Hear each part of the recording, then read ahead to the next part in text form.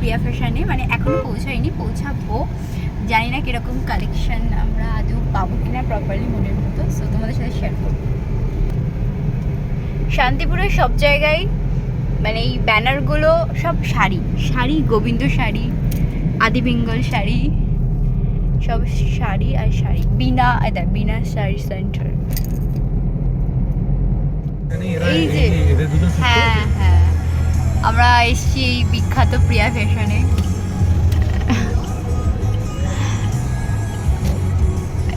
Priya fashion and আমরা পৌঁছে গেছি।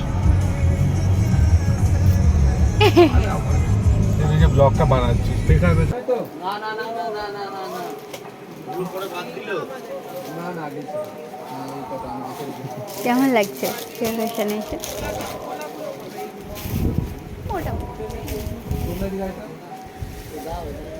দেখেন দেখেন সামনে সামনে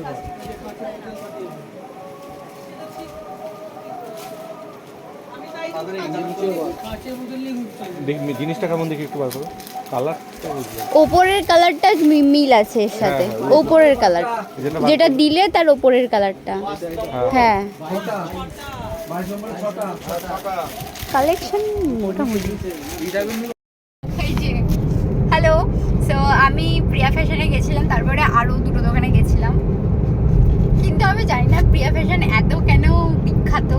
আমি দুটো শাড়ি চুজ করেছি, আমার পছন্দ হয়েছে। তাছাড়া আরও অনেক কালেকশন আছে, কিন্তু সেই লেভেলের মানে সেরকম কোনো কালেকশন আমার মানে মনে ধরেনি।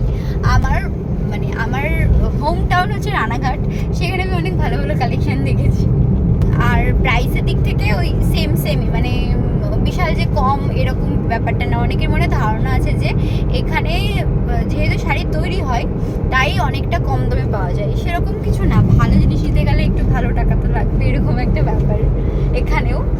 সো যাই হোক, আমি প্রিয়া ফ্যাশন থেকে দুটো শাড়ি চুজ করেছি, দেখাবো না যেগুলো আমি, তোমরা চাইলে আসতে পারো।